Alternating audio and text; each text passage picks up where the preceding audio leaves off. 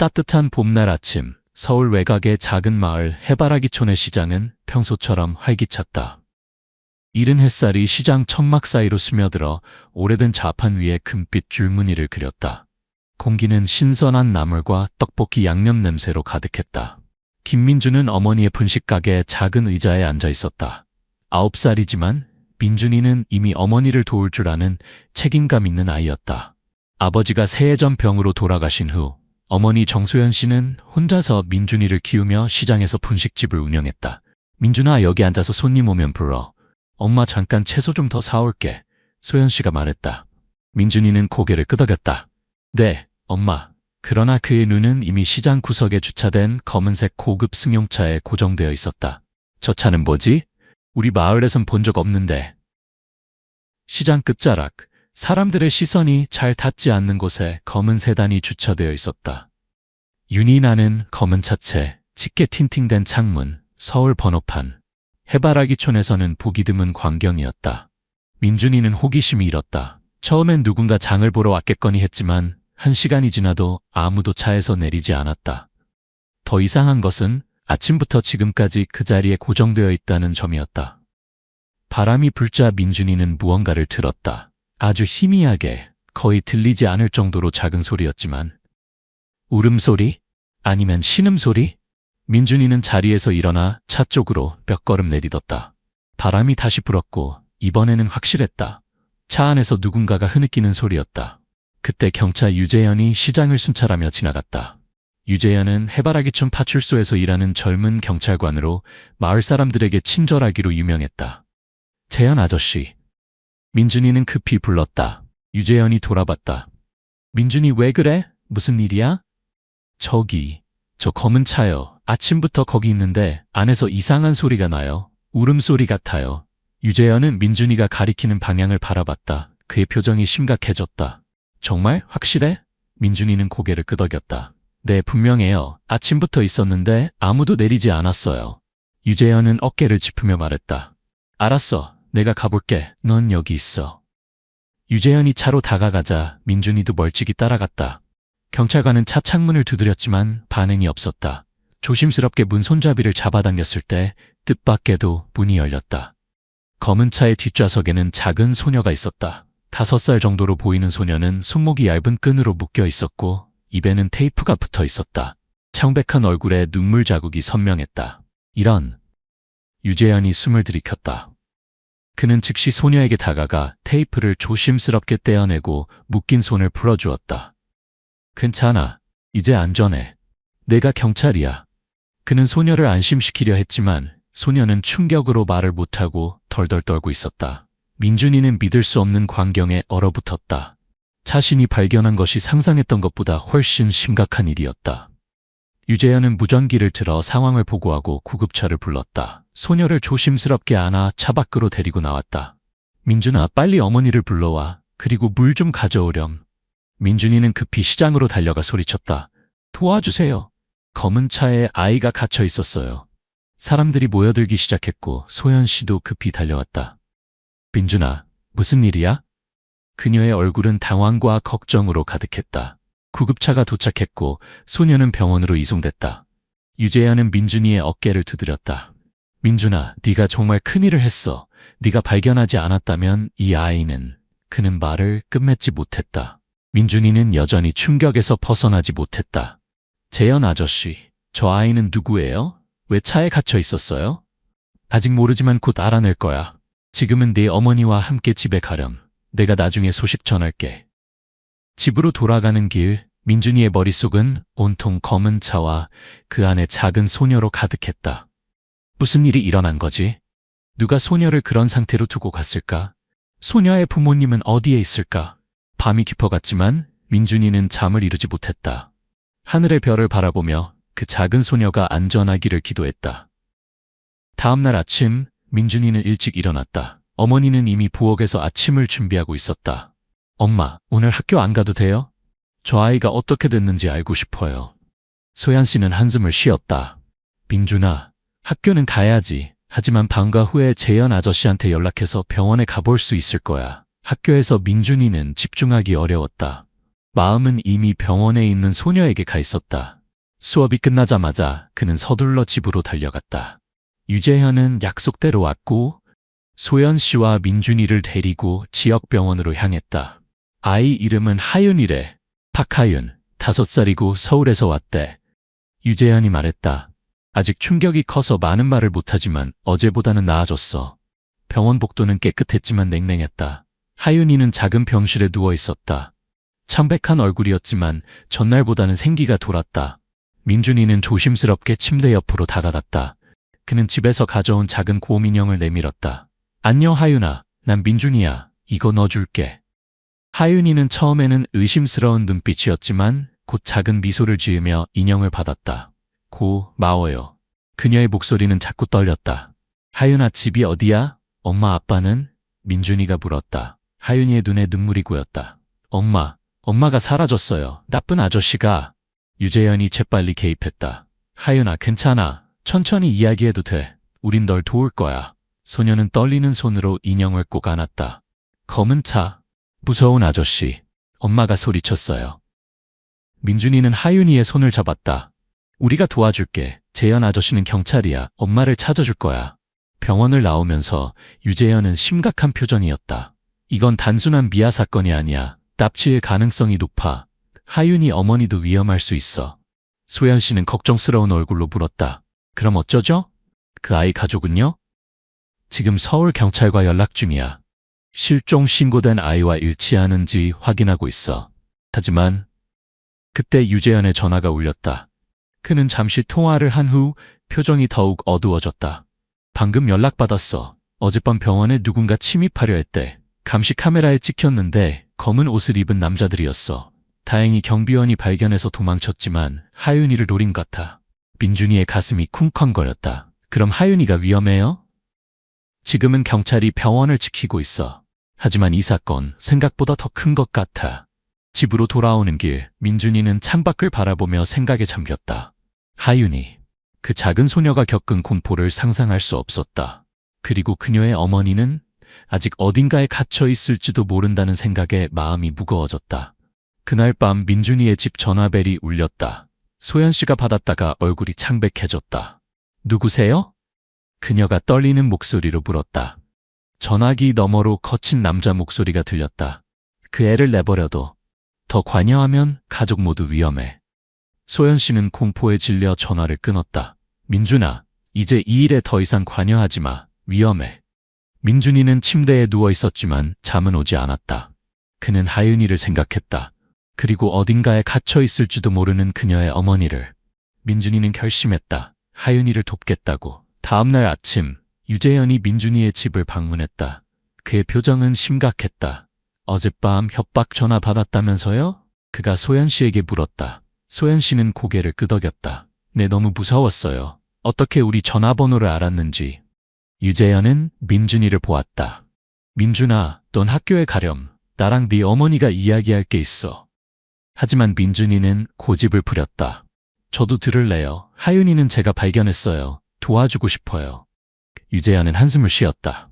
알았어. 하지만 이건 아주 위험한 일이야. 우리가 발견한 건 하윤이 어머니 박지영 씨가 부동산 개발업자와 분쟁 중이었다는 거야. 고리원 지역 땅 문제로. 그리고 그 개발업자가 서기철이죠? 민준이가 물었다. 유재현은 놀란 표정을 지었다. 어떻게 알았어? 하윤이가 말했어요. 어제 병원에서요. 서 아저씨가 무섭다고. 유재현은 메모장을 꺼내 급히 적었다. 이건 중요한 단서야. 서기철은 강남에서 유명한 부동산 개발업자야. 불법 거래 의혹도 있었지만 증거가 없었어. 소연 씨는 걱정스러운 표정으로 물었다. 그럼 하윤이 어머니는요? 아직 찾지 못했어. 하지만 서기철의 운전기사가 어제 검문에 걸렸어. 그의 차에서 이상한 메모가 발견됐어. 해바라기촌 시장 검은 차. 민준이의 눈이 커졌다. 그럼 그 차는? 그래, 서기철의 지시로 하윤이를 버린 것 같아. 왜 여기인지는 아직 모르겠지만. 유재현이 떠난 후 민준이는 결심했다. 학교 대신 몰래 병원으로 가기로 한 것이다. 하윤이에게 더 물어볼 것이 있었다. 병원에 도착하자 복도에는 경찰이 서 있었다. 다행히 민준이는 이미 방문했던 적이 있어 쉽게 하윤이의 병실로 들어갈 수 있었다. 하윤이는 침대에 앉아 창밖을 바라보고 있었다. 민준이가 준 곰인형을 꼭 안고 있었다. 하윤아 안녕? 민준이가 조용히 불렀다. 하윤이는 돌아보며 미소 지었다. 전날보다 훨씬 생기가 돌았다. 오빠. 민준이는 침대 옆에 앉았다. 하윤아, 서 아저씨에 대해 더 이야기해 줄 수 있어? 하윤이의 표정이 어두워졌다. 서 아저씨, 무서워요. 엄마한테 소리 질렀어요. 딱 내놓으라고. 엄마는 어디 있었어? 큰 집, 어두운 방. 엄마가 울었어요. 민준이는 조심스럽게 물었다. 그 집 어디 있는지 기억나? 하윤이는 잠시 생각하더니 말했다. 차 타고 오래 갔어요. 산이 많았고 큰 문 있었어요. 파란 문. 민준이는 이 정보를 기억하기 위해 반복했다. 산, 큰 집, 파란 문. 병실을 나오며 민준이는 유재현에게 전화하려 했다. 그때 복도 끝에서 검은 옷을 입은 남자가 눈에 들어왔다. 남자는 모자를 깊게 눌러쓰고 있었지만 그의 시선이 민준이에게 꽂히는 것을 느낄 수 있었다. 민준이는 본능적으로 뒤로 물러났다. 남자는 빠르게 방향을 바꾸어 사라졌다. 심장이 빠르게 뛰었다. 그는 급히 간호사 스테이션으로 달려가 말했다. 방금 이상한 남자가 있었어요. 검은 옷 입고. 경찰이 즉시 움직였지만 남자는 이미 사라진 후였다. 민준이는 떨리는 손으로 유재현에게 전화했다. 재현 아저씨, 하윤이가 중요한 얘기를 했어요. 그리고 병원에 이상한 남자가 있었어요. 유재현의 목소리가 급해졌다. 민준아, 넌 왜 거기 있는 거야? 당장 집에 가. 내가 지금 병원으로 갈게. 집으로 돌아가는 길, 민준이는 계속 뒤를 살폈다. 누군가 자신을 지켜보는 듯한 느낌이 들었다. 한 골목을 지나칠 때 갑자기 검은 차가 그의 앞에 멈춰섰다. 차문이 열리며 남자가 내렸다. 이봐, 꼬마, 넌 너무 많은 걸 알았어. 들어와. 민준이는 공포에 질렸지만 침착함을 유지했다. 싫어요. 도와주세요. 그는 소리치며 달리기 시작했다. 다행히 그 순간 이웃 할아버지가 문을 열고 나왔고 남자는 서둘러 차에 탑승해 사라졌다. 떨리는 다리로 집에 도착한 민준이는 어머니에게 모든 것을 털어놓았다. 소연 씨는 공포에 질려 즉시 유재현에게 전화했다. 이제 집 밖으로 나가면 안 돼. 소연 씨는 단호하게 말했다. 이 일은 경찰에게 맡기자. 하지만 민준이의 머릿속에는 하윤이가 말한 단서가 계속 맴돌았다. 산, 큰 집, 파란 문. 그는 하윤이의 어머니가 어디에 갇혀 있는지 알아낼 수 있을 것 같았다. 그날 밤, 유재현은 민준이의 집을 다시 방문했다. 그의 표정은 심각했지만 동시에 희망적이었다. 민준아, 네가 준 정보가 큰 도움이 됐어. 산, 큰 집, 파란 문. 서기철이 고리원 외곽에 별장을 가지고 있는데 파란 대문이 있대. 민준이의 눈이 커졌다. 정말요? 그럼 하윤이 엄마가 거기 있을까요? 유재현은 고개를 끄덕였다. 가능성이 높아. 지금 경찰들이 감시 중이야. 내일 수색영장을 받아 들어갈 예정이야. 소연 씨는 안도의 한숨을 내쉬었다. 다행이네요. 이제 이 일이 끝나겠죠? 그럴 거예요. 하지만 민준아, 넌 이제 이 일에 더 관여하면 안 돼. 너무 위험해. 민준이는 고개를 끄덕였지만 마음속으로는 다른 생각을 하고 있었다. 그는 하윤이와 약속했다. 그녀의 어머니를 찾아주겠다고. 다음날 아침, 민준이는 학교에 가는 척하며 집을 나섰다. 하지만 그의 목적지는 다른 곳이었다. 그는 유재현이 말한 서기철의 별장으로 향했다. 버스를 타고 1시간 정도 가자 고리원 외곽에 산자락이 보였다. 민준이는 버스에서 내려 주변을 살폈다. 그리 멀지 않은 곳에 큰 집이 보였고 과연 파란 대문이 있었다. 여기다. 민준이는 조심스럽게 다가갔다. 집 주변에는 경찰차가 보이지 않았다. 아직 오지 않았나? 그는 담장 옆에 나무 뒤에 숨어 상황을 살폈다. 집은 조용했지만 몇 분 후 검은 승용차가 대문으로 들어가는 것이 보였다. 차에서 내린 사람은 다름 아닌 서기철이었다. 그는 서둘러 집 안으로 들어갔다. 민준이의 심장이 빠르게 뛰었다. 그는 휴대폰을 꺼내 유재현에게 문자를 보냈다. 재현 아저씨, 저 서기철 별장에 왔어요. 서기철도 방금 들어갔어요. 어서 오세요. 보내고 나서야 그는 자신이 얼마나 위험한 행동을 하고 있는지 깨달았다. 하지만 이미 늦었다. 담장 너머를 살피던 중 그는 지하실로 보이는 창문에서 빛이 새어나오는 것을 발견했다. 조심스럽게 접근해 안을 들여다보니 여자가 의자에 묶여있는 모습이 보였다. 하윤이 엄마다. 민준이는 즉시 유재현에게 다시 문자를 보냈다. 하윤이 엄마 발견. 지하실에 갇혀 있어요. 그때 뒤에서 발소리가 들렸다. 돌아보니 서기철의 부하로 보이는 남자가 서 있었다. 너 뭐하는 녀석이야? 민준이는 도망치려 했지만 남자는 빠르게 그를 붙잡았다. 보스, 여기 꼬마가 있어요. 엿보고 있었어요. 서기철이 나타났다. 그의 얼굴은 분노로 일그러져 있었다. 네가 그 시장에서 소녀를 발견한 꼬마구나. 이런. 넌 정말 골치 아픈 녀석이야. 민준이는 공포에 질렸지만 용기를 내어 말했다. 경찰이 곧 올 거예요. 제가 문자 보냈어요. 서기철은 차갑게 웃었다. 그래? 그럼 서두르자고. 이 녀석도 지하실에 넣어. 민준이는 끌려가며 필사적으로 저항했지만 성인 남성의 힘을 당해낼 수 없었다. 그는 지하실로 끌려 들어갔고 거기서 하윤이의 어머니 박지영을 만났다. 지영은 지쳐 보였지만 눈빛은 강인했다. 이 아이는 왜 여기 있어요? 이 아이를 풀어주세요. 서기철은 냉소적으로 웃었다. 이 꼬마가 하윤이를 찾은 아이야. 이제 너무 많이 알아버렸지. 둘 다 조용히 있어. 문이 닫히고 열쇠로 잠기는 소리가 들렸다. 민준이는 공포에 떨었지만 지영에게 다가갔다. 저는 민준이에요. 하윤이가 제 도움으로 구조됐어요. 지금 병원에 있어요. 안전해요. 지영의 눈에 눈물이 고였다. 하윤이가? 정말? 우리 아이가 살아있어요? 민준이는 고개를 끄덕였다. 네, 제가 시장에서 울음소리를 듣고 경찰을 불렀어요. 하윤이는 괜찮아요. 당신을 많이 그리워해요. 지영은 울음을 참지 못했다. 고마워. 민준이는 지영이 묶인 밧줄 살폈다. 풀어드릴게요. 하지만 밧줄은 단단했고 9살 아이의 힘으로는 풀기 어려웠다. 민준이는 주변을 둘러보며 도구를 찾았다. 제가 유재현 아저씨한테 여기 있다고 문자 보냈어요. 경찰이 곧 올 거예요. 지영은 걱정스러운 표정으로 말했다. 서기철은 위험한 사람이야.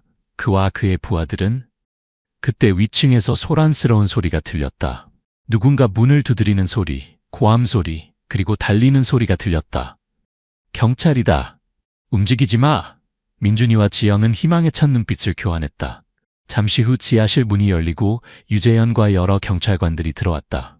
민준아, 유재현이 소리쳤다. 괜찮아? 민준이는 안도의 눈물을 흘리며 고개를 끄덕였다. 경찰관들이 재빨리 지영의 밧줄을 풀어주었다. 유재현은 민준이를 꼭 안았다. 미친 짓이었어, 알아? 하지만 내 덕분에 우리가 빨리 도착할 수 있었어. 지영은 일어서자마자 물었다. 제 딸은요? 하윤이는 정말 괜찮은가요? 네, 박지영 씨. 따님은 병원에 안전하게 있습니다. 지금 바로 모시고 갈게요. 밖으로 나오자 서기철과 그의 부하들이 수갑을 차고 경찰차에 타는 모습이 보였다. 서기철은 민준이를 보며 증오의 눈빛을 보냈지만 민준이는 두렵지 않았다. 그는 옳은 일을 했고 하윤이와 그녀의 어머니를 구했다. 병원으로 향하는 차 안에서 지영은 모든 것을 털어놓았다. 저는 고리원 부근의 땅을 상속받았어요. 제 할아버지의 땅이었죠. 서기철은 그 땅에 대형 리조트를 짓고 싶어 했어요. 처음엔 합법적으로 매입하려 했지만 제가 거절하자 그는 위협하기 시작했어요. 하윤이를 이용해 협박한 거군요. 유재현이 말했다. 지영은 고개를 끄덕였다. 네, 하윤이와 저를 납치해서 토지 양도 계약서에 서명하게 했어요. 하지만 서류에 문제가 생겼나 봐요. 그래서 하윤이를 시장에 버리고. 민준이는 조용히 들었다. 어른들의 욕심이 어떻게 무고한 아이에게 상처를 줄 수 있는지 이해할 수 없었다. 병원에 도착하자 하윤이는 병실 창가에 서 있었다. 그녀는 엄마를 보자마자 눈물을 흘리며 달려왔다. 엄마! 지영은 딸을 꽉 안았다. 하윤아, 엄마 딸, 미안해, 정말 미안해. 모녀의 재회는 보는 이들의 눈시울을 붉게 만들었다. 민준이도 눈물을 참지 못했다. 하윤이는 엄마의 품에서 고개를 들어 민준이를 보았다. 민준 오빠, 오빠가 엄마를 찾아왔어요? 민준이는 미소 지었다. 응, 약속했잖아. 엄마 찾아준다고. 지영은 민준에게 다가와 그를 안아주었다. 정말 고마워, 민준아. 네가 없었다면. 유재현은 민준이의 어깨를 두드렸다.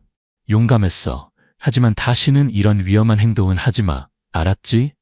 소연 씨가 병원에 도착했을 때 그녀는 아들을 보자마자 달려와 꼭 안았다.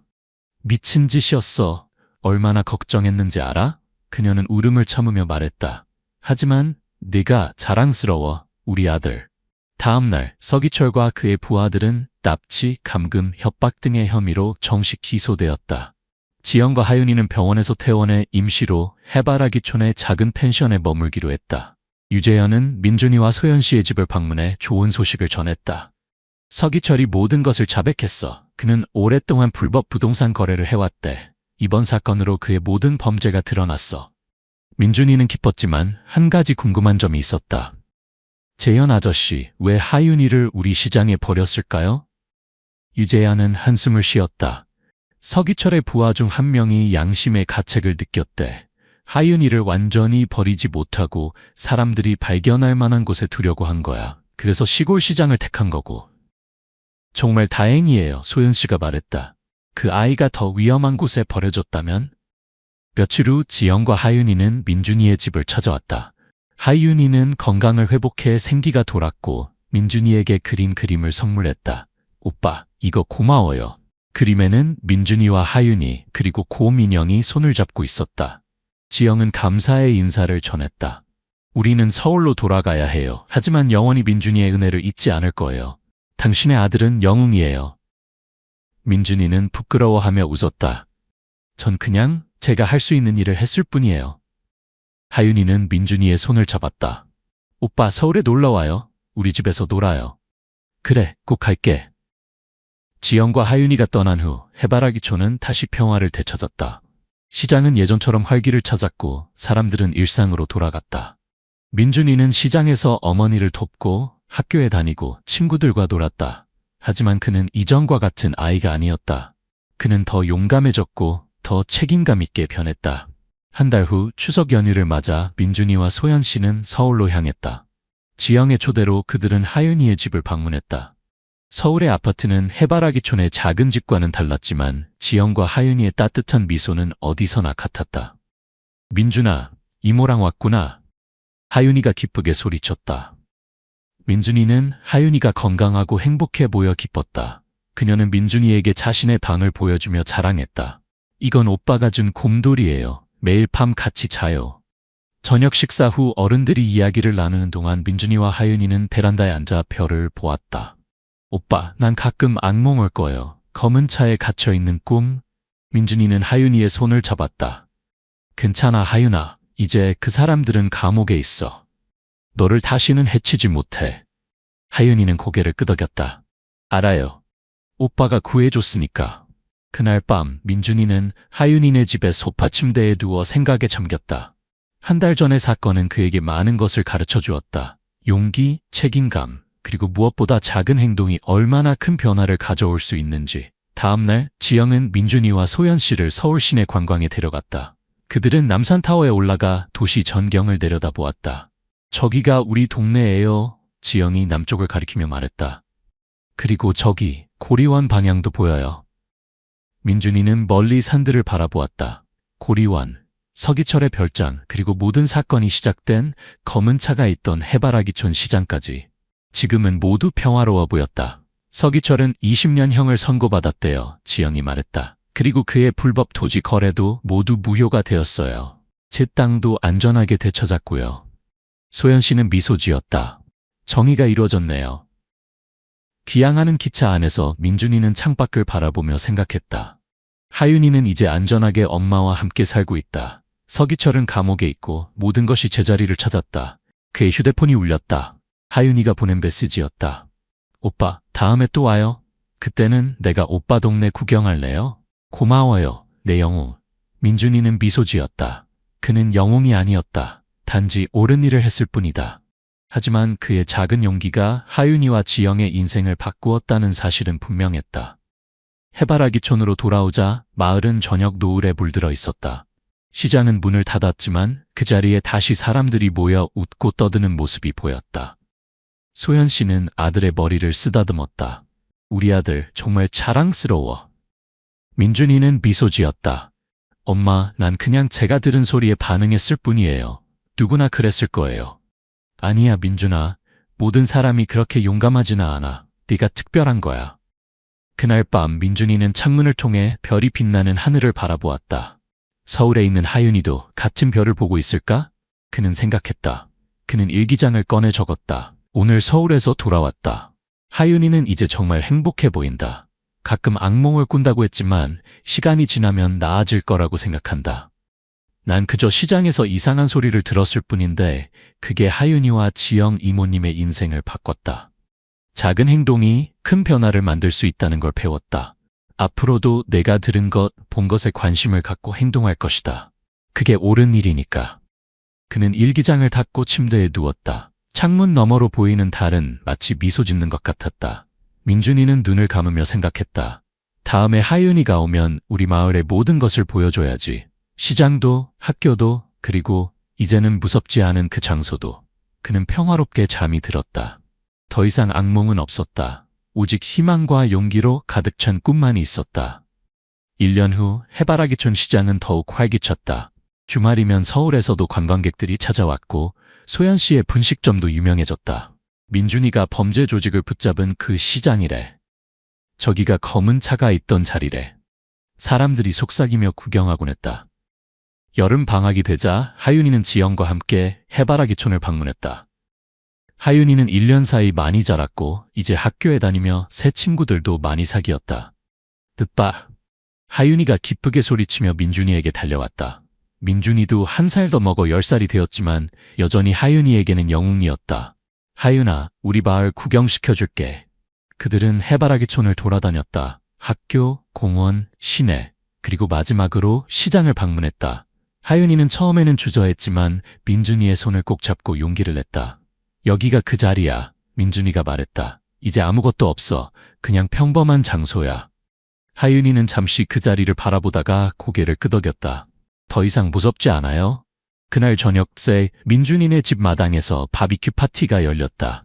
유재현도 참석했고 이웃들도 몇 명 초대됐다.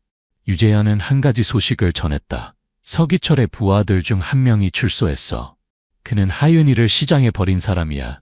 근데 놀랍게도 그는 정말 후회하고 있더라.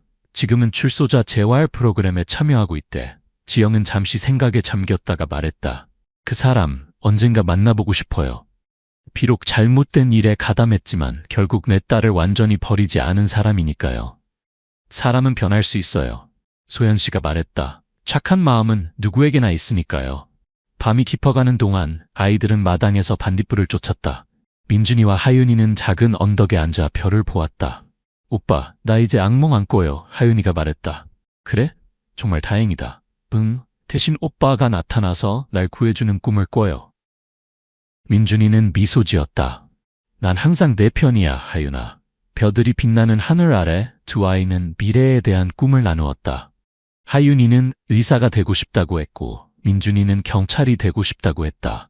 재현 아저씨처럼 사람들을 도울 거야, 민준이가 말했다.